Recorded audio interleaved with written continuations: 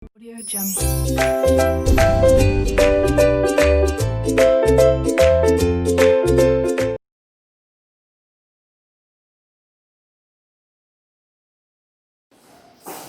Assalamualaikum warahmatullahi wabarakatuh. Good morning all of my students. How are you? I hope you are always in a good condition today.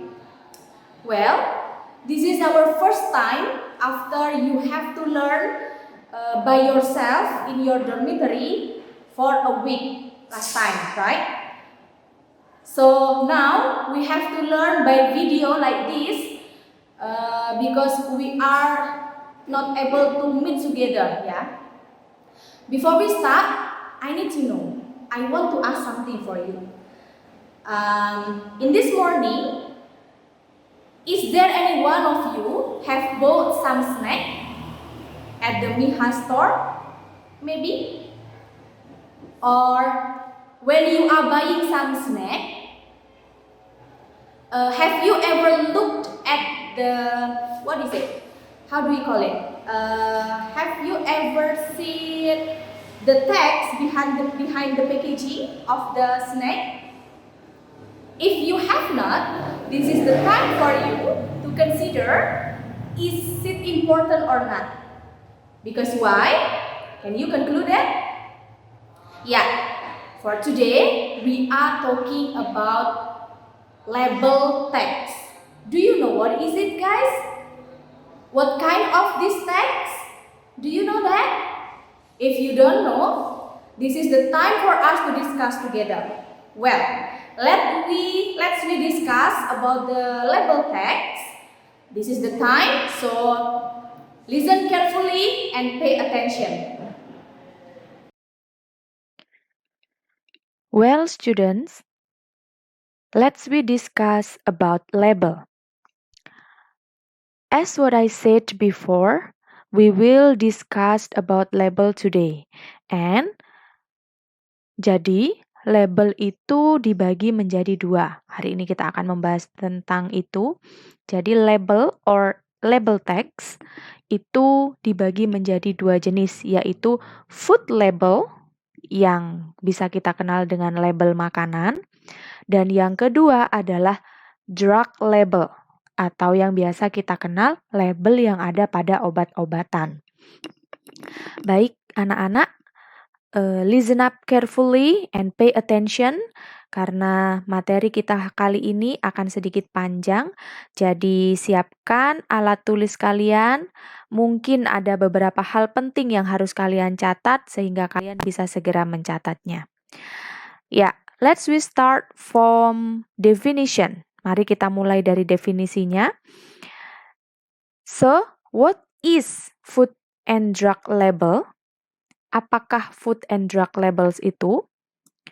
Jadi, label makanan atau label makanan atau food labels dan drug labels atau label obat adalah sejumlah rincian mengenai sejumlah produk makanan yang dalam hal ini termasuk juga sejumlah minuman atau obat-obatan yang terletak pada kemasan produk sehingga konsumen bisa dapat lebih mudah mengetahui rincian dari informasi atau informasi rinci dari produk tersebut. Jadi label tersebut atau teks label tersebut bisa dalam bentuk tempelan atau menjadi satu dengan kemasan. Selanjutnya, the next information is about the purpose of labels. Purpose of label, tahu ya, tujuan dari label maknanya. Jadi, tujuan dari label itu ada beberapa macam. Yang mana? Yang pertama, dibuatnya label itu adalah to get detailed information about the product atau untuk mendapatkan informasi rinci tentang produk. The second purpose is to choose healthy and safe product, untuk memilih produk yang sehat dan aman. Jadi melalui label teks yang ada di balik kemasan produk makanan atau obat, konsumen bisa dengan jeli memilih mana produk yang aman dan sehat untuk dikonsumsi. The third purpose, tujuan ketiga dibuatnya label pada kemasan makanan, is to avoid harmful effect, untuk menghindari efek yang berbahaya. And then the last purpose is to get the best result, untuk mendapatkan hasil yang terbaik. Jadi ada 4 secara umum tujuan dari mengapa sebuah perusahaan itu harus mencantumkan label di dalam produknya, baik makanan, food, or drugs, obat-obatan. Ya. The next is element of food label. Elements di sini maksudnya aspek-aspek apa saja atau elemen apa saja yang harus tercantum di food labels. Jadi ada beberapa elemen di dalamnya. Perhatikan, yang pertama itu adalah brand of product. The second one is name of product. The third, description of product. The fourth, content or amount of product. The fifth, ingredient of product. 6, direction of consumption. 7, direction for storage of product. 8, expire date of the product. And the last one, nutrient fact. Jadi ada 9 elements of food labels yang minimal harus tercantum di dalam produk kemasan produk baik makanan maupun obat-obatan. Begitu. Apakah yang dimaksud dengan brand of product, name, dan seterusnya ini?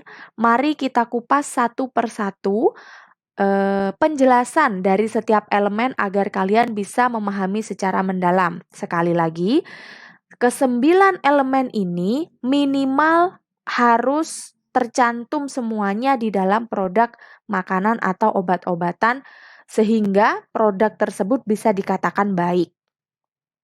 Let's we start from brand of product. Apakah brand of product itu?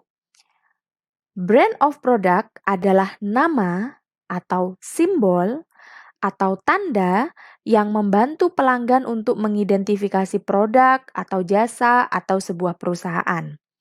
Atau dengan kata lain, brand of product adalah nama atau simbol atau tanda yang menjadi identitas sebuah perusahaan.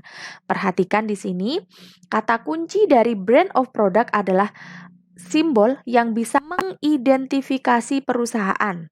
Jadi mengidentifikasi sebagaimana kita tahu, mengidentifikasi ya, dari sebuah keadaan yang umum, keadaan yang banyak, itu bisa dispesifikan secara khusus ketemu satu produk atau satu perusahaan saja. Itu namanya mengidentifikasi. Dan di sini kata kuncinya di kalimat berikutnya adalah menjadi identitas sebuah produk. Nah, itu adalah brand of product ya.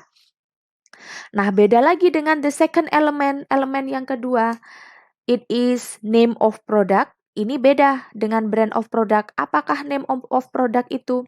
Name of product adalah nama produk yang dihasilkan oleh sebuah brand atau perusahaan. Pengen tahu jelasnya? Perhatikan contoh berikut.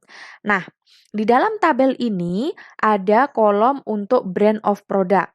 Dan di sebelah sini ini ada name of product. Ini brand of product ya tadi, ini name of product. Ayo silahkan diperhatikan secara baik-baik, secara teliti layarnya. Ayo tinggalkan dulu catatannya, dicek dulu layarnya ini. Brand of product itu contohnya adalah Wings Food. Jadi ada perusahaan, ada brand yang namanya Wings Food. Pernah dengar ya? Jadi Wings Food ini menghasilkan beberapa produk yang namanya di antara lain itu sering kita dengar ya di pasaran, yaitu mie sedap, minuman ale-ale, Floridina, kecap sedap, dan lain-lain. Dan kemudian contoh berikutnya ada brand of product yang namanya Forisa.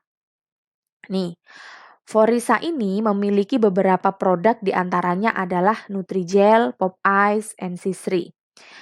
Then the last one, ini adalah brand of produknya drug atau obat-obatan, yaitu Conimex. Pernah dengar ya? Sering muncul di iklan-iklan di televisi ketika kalian sedang menonton televisi pas waktu liburan ya. Jadi, name of product atau nama-nama produk yang dihasilkan oleh brand Conimex itu contohnya adalah Siladex, tahu ya, obat batuk, Paramex, kalau tidak salah ini obat sakit kepala, dan seterusnya. Dari sini bisa dipahami ya, sudah jelas ya perbedaan antara brand of product sama name of product. Kalau brandnya itu adalah perusahaan atau ya perusahaan yang membuat atau menciptakan produk-produk tertentu begitu. Kalau name of product atau nama produk itu adalah jenis produk yang dihasilkan oleh brand tertentu. Seperti itu kesimpulannya. Saya harap bisa dipahami ya, Nana. Well, we continue. For the next element, we will talking about sebelum kita lanjutkan ke elemen yang selanjutnya setelah name of product, saya akan memberi kalian contoh dulu tentang perbedaan antara brand of product dan name of product secara nyata di kemasan makanan atau di dalam food labels, labelnya makanan ya. Di sini saya punya kemasan mie sedap. Nah, nggak asing kan? Kalian pasti sudah pernah makan makanan ini, mie sedap nih ya. Ini adalah mie sedap rasa kari spesial. Nah, jadi kalau yang kalian bingung, penampakan dari labels dari food labels atau label makanan itu seperti apa sih? Nah, seperti ini. Yang ada di balik kemasan yang memberikan banyak informasi tentang produk, memberikan detail information, inilah yang disebut dengan food labels atau label makanan. Nah, kita lanjutkan pembahasan kita tadi. Saya tadi akan memberikan kalian contoh tentang brand of product. Coba kalian perhatikan secara teliti di sini.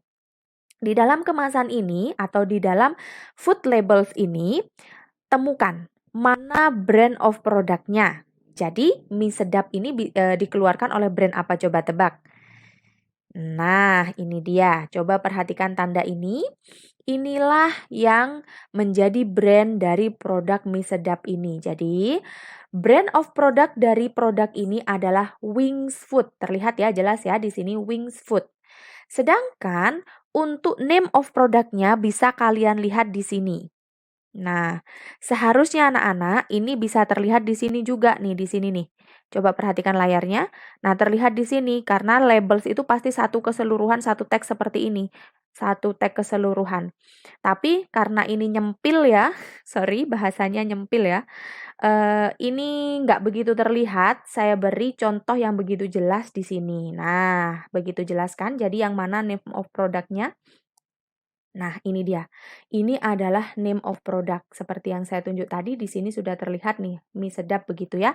Nah, jadi ini adalah name of product dari dari produk ini. Jadi namanya adalah mie sedap, dikeluarkan oleh brand dari Wings Food. Bisa dipahami ya secara jelas perbedaan dari name of product dan brand of product.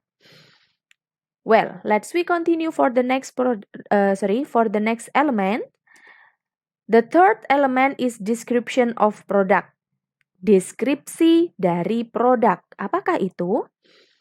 Description of product adalah gambaran umum dari produk yang biasanya terkait dengan jenis makanan, bahan produk secara umum, rasa, dan keunggulan produk. Jadi nih, anak-anak semuanya, pasti kalian pernah ketika kalian membeli makanan atau minuman, contoh gampangnya, kemudian kalian sibuk memilih rasanya.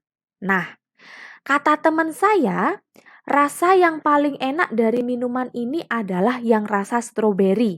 Maka saya akan membeli minuman yang rasa stroberi. Nah, itu kalian bisa cari di labelnya, kalian cari tulisan rasa stroberi atau strawberry flavor.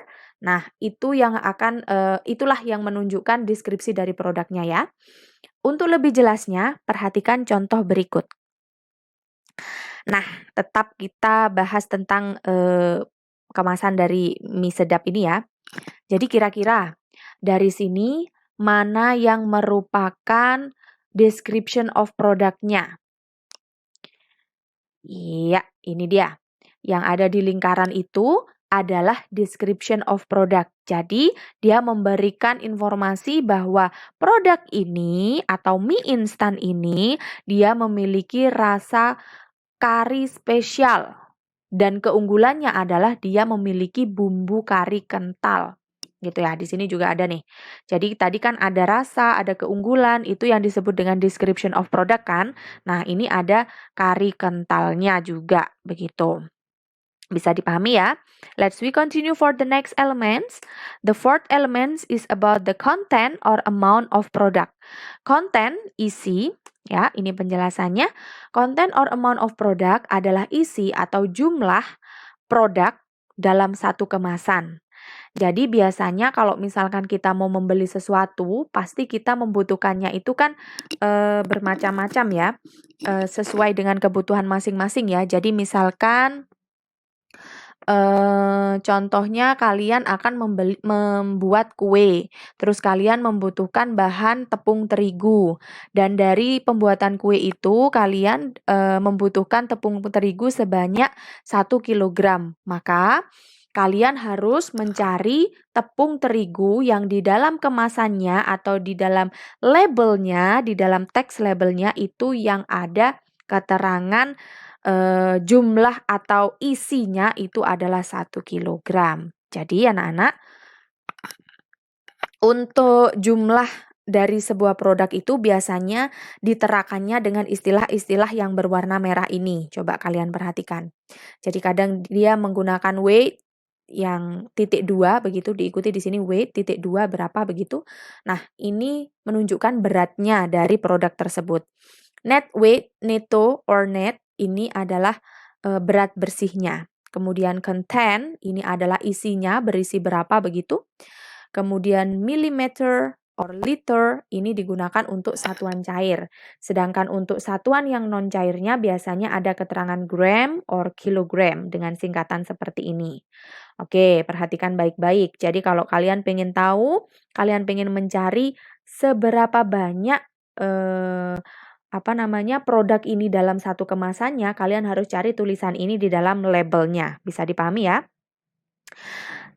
Oke, kita perhatikan contoh berikut. Nah, coba perhatikan setiap tulisan yang ada di kemasan ini. Kira-kira yang merupakan elemen yang kita bahas barusan yaitu content or amount of product, kira-kira yang mana? Ayo, coba perhatikan. Kira-kira yang mana? Nah, oke, perhatikan lingkaran ini di layar, perhatikan baik-baik. Inilah informasi yang menunjukkan content or amount of product atau jumlah atau isinya produk itu seberapa banyak. Kelihatan nggak? Nampak nggak? Nah, jika tidak menampak, kita zoom yuk. Nah, ini dia. Jadi di sini tertera berat bersih sebanyak 76 gram ya. Ini singkatannya tadi gram. Ini menunjukkan untuk non cair ya. Jadi content or amount of produknya 76 gram. Ini ya. Oke, next element is ingredient of product. Ingredient of product ini saya rasa kalian tidak asing ya, dengan setiap produk apapun pasti ada ingredientnya. Apakah itu? Ya, ingredient of product adalah komposisi atau bahan yang digunakan di dalam produk tersebut. Jadi kata-kata yang lazim digunakan di dalam keterangan ini itu biasanya wheat atau terigu, straight ini adalah pati bukan gula ya. Kalau gula itu sugar, perhatikan baik-baik saya ulang. Wheat itu terigu, stretch ini adalah pati bukan gula. Kalau gula itu sugar. Kemudian artificial sweetener atau pemanis buatan and coloring, pewarna. Nah, ini masih akan banyak lagi istilah-istilah yang digunakan di dalam ingredient, tergantung produknya produk apa ya. Maksudnya produk makanannya produk apa. Jadi setiap label atau setiap food label yang berbeda pasti akan mengandung ingredient yang berbeda karena produknya pun pasti berbeda. Nah, ini yang paling penting karena kita adalah muslim. Jadi bagi para muslim, perhatikan apabila di dalam label of food-nya itu terdapat tambahan yang mengandung tulisan ini. Perhatikan baik-baik, pork or ham. Jika ada tulisan ini di dalam makanan, maka kita diharamkan untuk memakan makanan tersebut karena makanan tersebut mendapatkan tambahan kandungan babi anak-anak ya. Oke, perhatikan baik-baik di sini. Jadi jangan diambil makanan itu kalau mengandung ini, oke? Then continue for the example. Contohnya, nah, perhatikan lingkaran ini dari produk mie sedapnya. Nah, di sini ini adalah ingredientnya. Nih, kalau kalian bisa lihat nih di sini ada tulisan komposisi. Jadi ada tepung terigu, air, minyak nabati. Terlihat tidak? Yuk kita zoom kalau tidak terlihat ya. Ya, inilah yang disebut atau yang menjadi the fifth element atau elemen kelima, yaitu ingredient of product ya. Seperti ini. Jadi setiap produk, setiap food labels pasti memiliki ingredient yang berbeda-beda tergantung produk makanannya. Saya harap ini jelas. Let's we continue for the sixth element. This is direction of consumption. Direction of consumption, petunjuk penggunaan atau petunjuk untuk mengkonsumsinya. Jadi, apakah itu? Jadi petunjuk penggunaan itu bisa kita sebut atau kata lainnya itu adalah saran penyajian dari produk ya. Jadi kalau misalkan contoh minuman pasti kalian tidak asing dengan keterangan atau labelnya itu berbunyi shake well before use, yang artinya kocok dahulu sebelum digunakan ya. Yang berwarna merah ini pasti akan kalian temui kalau misalkan kalian membeli beberapa minuman yang mengharuskan kita itu shake dulu, mengocok dulu untuk sebelum meminumnya. Begitu. Then berikutnya itu misalkan ada istilah boil yang artinya didihkan, heat, panaskan, mix, campur, stir, aduk, pour, tuang. Nah, ini biasanya digunakan untuk beberapa makanan, contohnya ya mie tadi, mie sedap tuh pasti ada istilah-istilah boil, heat kayak begini. Dan juga contoh lainnya, another example is Nutrijel. Do you know Nutrijel? Nah, pasti itu ada istilah-istilah ini untuk direction of consumption-nya ya. Oke, kita lanjut ke example-nya. Ya, anak-anak perhatikan baik-baik contohnya di sini. Coba tebak mana yang merupakan direction of consumption. Ya, ini ya.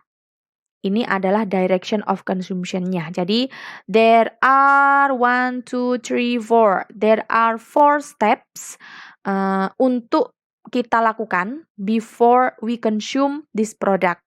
So, saya ulangi lagi. There are 4 direction that we have to do before we consume this product.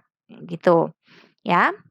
Next, the next element, the seventh element, this is direction of storage of the product.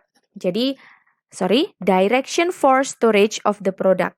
Apakah itu? Direction, tadi petunjuk kan? Storage, penyimpanan produk ya, produknya tadi. Jadi, direction for storage adalah petunjuk untuk penyimpanan of product dari produknya.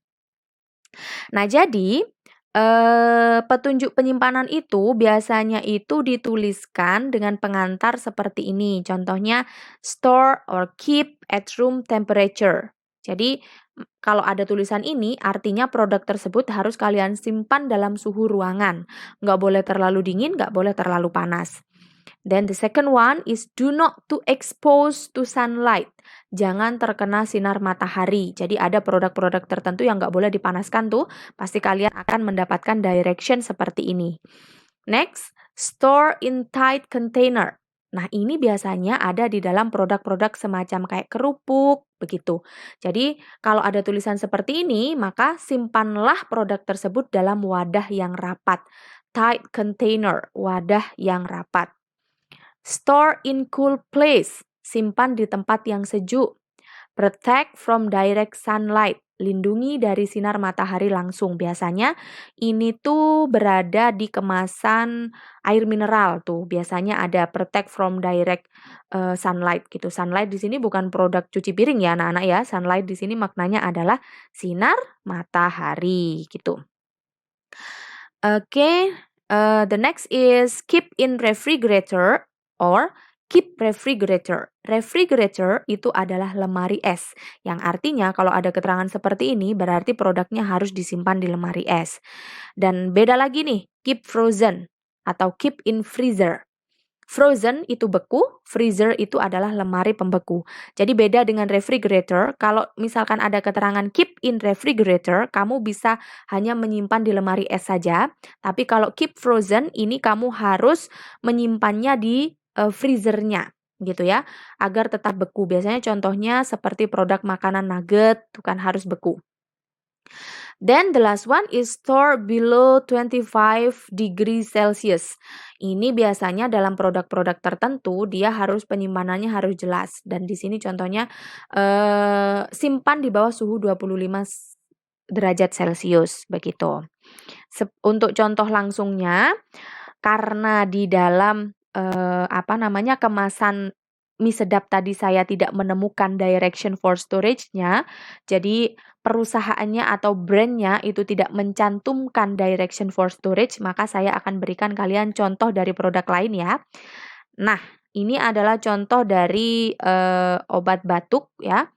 Tapi nggak apa-apa, meskipun kita lagi membahas tentang food labels atau labelnya makanan, sebagai contoh untuk kita lebih jelas, saya memberi contoh kalian untuk elemen yang ini, elemen storage-nya ini dengan ini. Yang mana dia? Oke, perhatikan lingkaran berikut.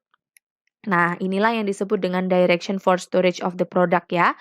Jadi produk ini harus disimpan, di suhu di bawah 25 cm, begitu. Ya, perhatikan tanda lingkaran ini. Jadi ada keterangan store below 25 degrees Celsius. Artinya kalian harus menyimpan produk ini di bawah suhu 25 derajat Celcius ya. Ini adalah salah satu contoh untuk direction for storage of the product. Nah, the next elemen selanjutnya itu adalah elemen selanjutnya adalah expire date atau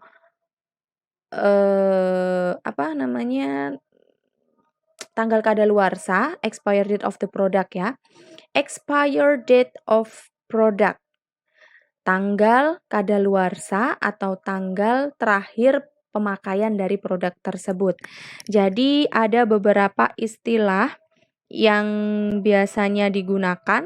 Ada beberapa istilah yang biasanya digunakan untuk mengekspresikan expire date dari produk tersebut. Contohnya expiry date, expiration date, atau menggunakan singkatan ED atau EXP seperti ini, atau use by date, yang mana istilah ini akan disertai dengan tanggal, bulan, dan tahun.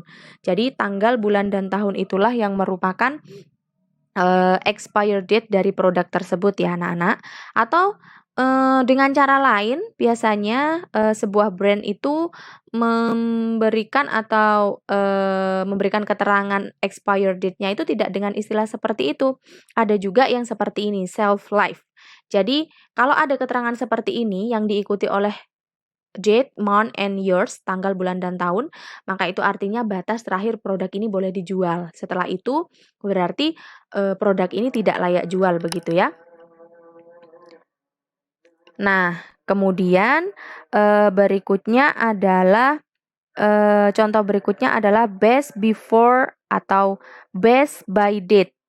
Nah, kalau ada keterangan seperti ini, best before berarti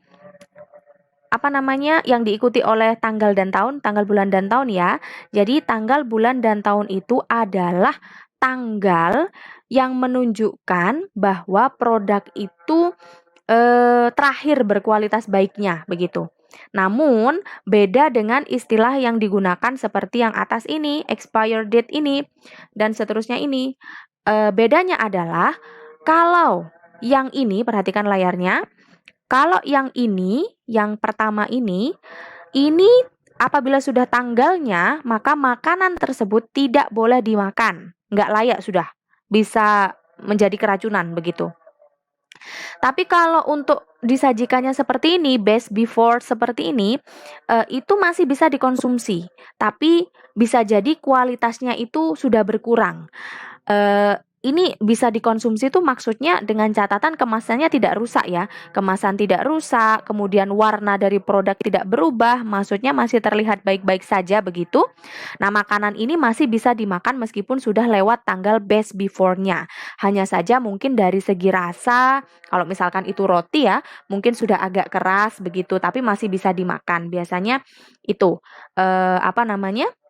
brand itu memberikan istilah seperti ini daripada istilah best before atau best by date daripada menggunakan expiration date seperti ini ya.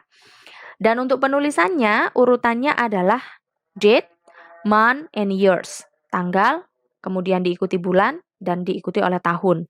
Atau tanggalnya nggak disebutin tuh, hanya month and years-nya saja, bulan dan tahunnya saja. Mari kita perhatikan contohnya anak-anak. Contohnya masih kembali lagi dengan mie sedap ini ya, mie sedap kebanggaan ini ya. Nah, jadi ini untuk kalau kalian bisa perhatikan, ini ada keterangan atau ada label yang elemen label expire date-nya ada di sini di lingkaran biru itu. Kalian perhatikan, terlihat tidak? Jika tidak terlihat, perhatikan yang ini. Nah, memang untuk untuk pengetikannya ini memang agak memudar ya, tapi di sini bisa dilihat dengan jelas. Ini X-nya tidak terlihat, harusnya ini EX atau EX ya, yang menunjukkan tanggal expired atau expired date, diikuti oleh angka 13 1 3 1 2 2 0 ya. Jadi ini 13 adalah tanggalnya, date-nya ya, date 13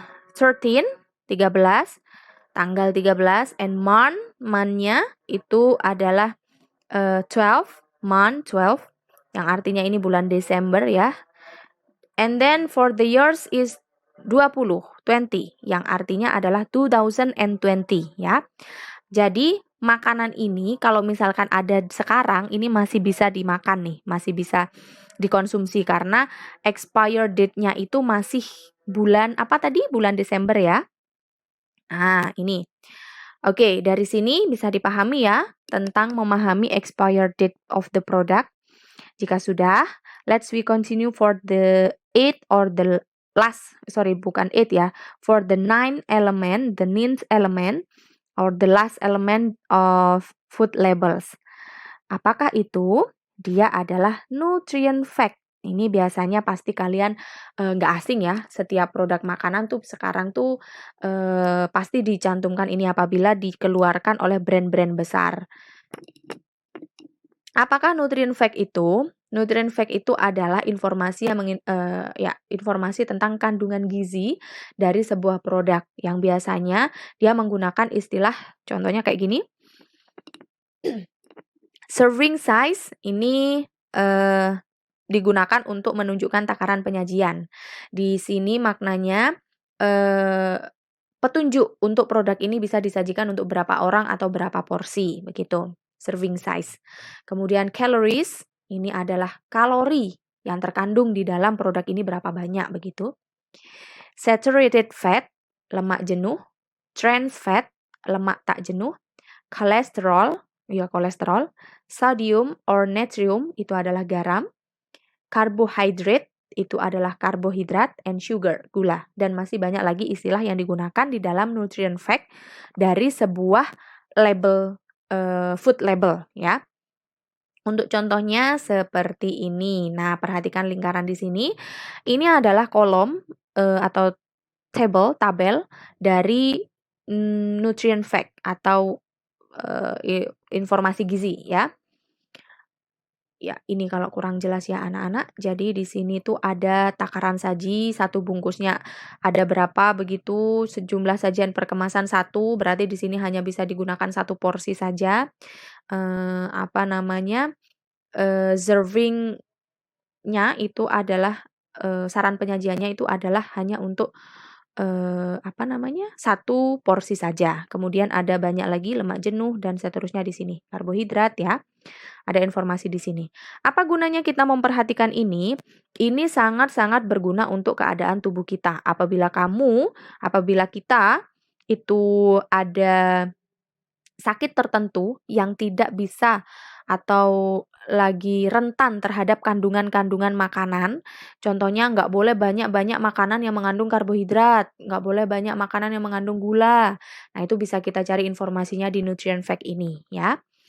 Atau kalau tidak, kamu juga bisa membantu, orang lain atau keluarga kalian yang membutuhkan untuk membaca, membaca nutrient fact dari produk itu. Jadi kita nggak lagi asal-asalan tuh, apa namanya, untuk memilih produk. Nah, seperti yang saya sampaikan anak-anak perhatikan semuanya, seperti yang saya sampaikan di awal video tadi, kalian kan saya minta untuk consider, untuk mempertimbangkan, apakah memperhatikan label of foods itu important atau tidak. Jadi memperhatikan label of food itu, label makanan itu penting atau tidak. Dari sini pasti kalian bisa mempertimbangkan dari semua fungsi elemen yang ada di dalam label food label sorry, itu kalian pasti bisa, mempertimbangkan pentingkah kita memperhatikan label dari sebuah produk itu, gitu ya. Jadi sampai sini apakah kalian bisa memahami secara menyeluruh anak-anakku sekalian? Nah, saya harap kalian bisa memahami ya, apa namanya, apabila begitu kita akan lanjutkan ke materi selanjutnya. Kalau tadi kita sudah membahas tentang food label atau label makanan, selanjutnya kita akan membahas tentang element of drug labels. Drug labels itu adalah label obat-obatan.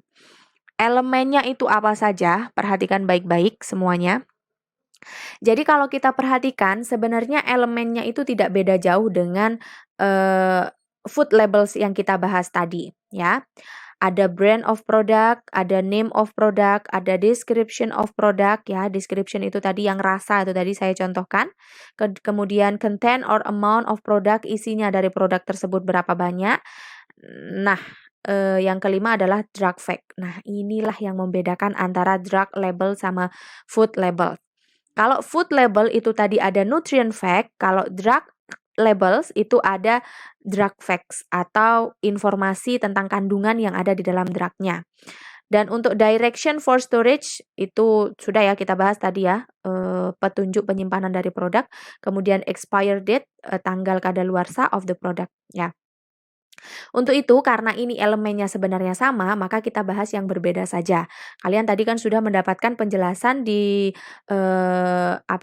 materi sebelumnya di elemen of di elemen of food labels kalian sudah mendapatkan penjelasan dari elemen-elemen ini, maka saya akan hanya menjelaskan tentang drug fact-nya saja ya. Jadi drug fact di sini itu terdiri biasanya dari active ingredient, kandungan aktif atau bahan aktif dari obat tersebut itu apa. Kalau misalkan kalian pernah minum obat ini ya, dengan merek contohnya Mixagrip. Nah, jadi kalau misalkan kalian flu, kalian pasti beli obat tuh yang nggak pasti sih ya. Kadang orang beli obat tuh yang mereknya Mixagrip ya. Nah, itu hanya mereknya saja atau name of produknya saja Mixagrip. Tapi active ingredient-nya atau kandungan aktifnya di situ terdiri dari seperti paracetamol dan lain-lain ya. Jadi paracetamol itu untuk menurunkan panas. Nah, seperti itu anak-anak. Kemudian yang B itu adalah uses atau kegunaan. Kegunaan dari kegunaan dari drug tersebut atau obat tersebut, kegunaan dari medicine tersebut itu apa? Misalkan untuk menurunkan panas, untuk meredakan rasa nyeri. Nah, contohnya seperti itu. Kemudian warning. Nah, warning ini adalah informasi atau peringatan yang ditujukan kepada pembaca untuk memperlakukan obat tersebut begitu. Kemudian direction and doses. Direction di sini kalau di food labels tadi ada direction for consumption, petunjuk untuk mengkonsumsi. Kalau di drug label itu ada direction juga. Tapi di sini direction-nya itu akan beda, bukan saran penyajian, tapi misalkan diminum pagi, siang, sore atau bagaimana, kemudian dosisnya berapa gitu. Dan mungkin ada tambahan other information, informasi lain yang ditambahkan di dalam drug fact-nya. Oke, kita langsung saja perhatikan contoh di sini. Oke, perhatikan ke layar anak-anak semuanya. Ini adalah obat label dari sebuah obat ya. Siladek ini adalah obat batuk. Di sini di kemasannya ada labelnya baik di depan atau di belakang ya yang ditempel. Coba kita perhatikan di sini. Nah, dari awal elemen yang pertama, the first element, this is brand of product. Brand of produknya atau brand yang mengeluarkannya itu adalah brand Conimax ya. Jadi Siladek ini adalah dikeluarkan oleh brand Conimax. Kemudian name of produknya adalah Siladex Intuitive. Selanjutnya, yuk perhatikan lagi. The third element, elemen ketiga adalah description of produknya atau gambaran umum dari produknya. Jadi di sini diberikan keterangan di labelnya adalah sirup. Jadi dia berbentuk sirup dan dia adalah obat batuk untuk yang tidak berdahak. Kemudian the fourth, yang keempat ini adalah content or amount of product. Jadi dari sini itu ada keterangan neto atau berat bersihnya 60 mm. 60 mililiter. Milimeter ya jadinya ya. Mililiter karena ini adalah cair jadi dia pakai satuan cair ya anak-anak. Nah, ini dia untuk elemen sampai dengan elemen keempatnya. Ini yang masih sama dengan food label tadi ya. Jadi ada brand, ada name of product dan seterusnya. Nah, sekarang perhatikan untuk yang berbeda. Oke, perhatikan baik-baik. Ini yang kelima adalah drug fact. Yang tadi saya sampaikan kalau di food label itu ada nutrient fact, kalau di obat itu ada drug fact. Ya, perhatikan masih kembali ke contoh obat batuk Siladek ini tadi ya. Oke, di sini ada komposisi. Jadi, active ingredient itu bisa atau kandungan aktifnya, bahan aktifnya bisa kita lihat di ingredient ini. Ini ya. Terus kemudian selanjutnya ada uses. Kegunaannya ya, tadi kegunaannya untuk apa? Untuk meringankan batuk yang tidak berdahak yang disertai alergi. Nah, ini adalah kegunaannya. Kemudian ini adalah direction and dosisnya. Jadi directionnya, cara pakainya, ini aturan pakainya, kemudian ada dosisnya juga, cara pakainya nih misalkan 3 kali sehari sebanyak dosisnya 1 sendok takar. Kemudian ada juga direction, petunjuk kocok sebelum diminum begitu ya. Kemudian berikutnya adalah nih warning. Ya. Di sini dikasih peringatan, awas obat keras, bacalah aturan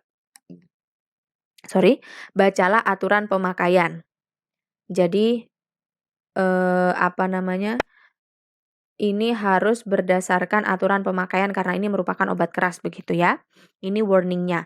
Oke, sekali lagi saya ulas dari atas. Ini active ingredient-nya, bahan aktifnya bisa kita lihat di sini. Dalam 1 sendok makan itu bahan aktifnya ada dextromethorphan. Kemudian ada chlorphenamin. Nah, ini adalah istilah-istilah dalam dunia obat-obatan ya anak-anak ya. Kemudian usesnya ini untuk meringankan batuk tidak berdahak. Kemudian direction dan dosisnya, petunjuk dan dosisnya ada di sini. Dan yang terakhir adalah warningnya, itu adalah peringatannya ya. Next, elemen berikutnya, elemen yang keenam, perhatikan di sini semuanya. Ya, di sini ada keterangan simpan pada suhu di bawah 30 derajat Celcius. Ini adalah direction for storage of produknya ya. Petunjuk penyimpanan dari produknya, direction for storage. Ya. So, next ini adalah elemen terakhir, yaitu expire date of product. Jadi expire date of produknya adalah Mei 2021, pada bulan Mei pada tahun 2021, begitu anak-anak ya. Saya rasa sudah cukup, saya rasa sudah lengkap sekali yang sudah saya sampaikan terkait materi label ini. Jadi untuk berikutnya ya, I'll remind you about the tasks. Tugasnya. Do the given tasks correctly. Saya sudah menitipkan tugas kepada pengurus pesantren untuk disampaikan kepada kalian yang berupa sheet atau berupa lembaran. Itu kalian kerjakan dengan baik. Kemudian dikumpulkannya before next meeting. Jadi sebelum pertemuan selanjutnya, your tasks harus segera dikumpulkan, sudah dikumpulkan maksudnya ya. And then guys, explore yourself by reading and doing the book, your English book exactly at chapter 3. Jadi untuk informasi lebih lanjut kalian bisa membaca untuk untuk contoh-contohnya, untuk kalian bisa mengasah lagi pemahaman kalian tentang materi label text ini. Kalian bisa membaca atau mengerjakan buku kalian, your English book at chapter 3 di bab 3, bisa kalian cek. Ya, seperti itu. Sekian dari saya, terima kasih. Well, student, this is all of material about label text. So, do you understand about all of this material? I hope so. Yeah, I think that's all. And don't forget to stay safe. Always wash your hands frequently. Always wear your mask. Stay safe and healthy. And don't forget, after you saw this video, you have to do the tasks that I have given to you and submit that task before the next meeting. Yeah. For further information about this material, about the label text, you can see or you can read at your book at the chapter 3. Yeah, you can check it. I think that's all, guys. Thank you very much for today. Thank you very much for your attention. The last I say, Assalamualaikum warahmatullahi wabarakatuh. See you next time.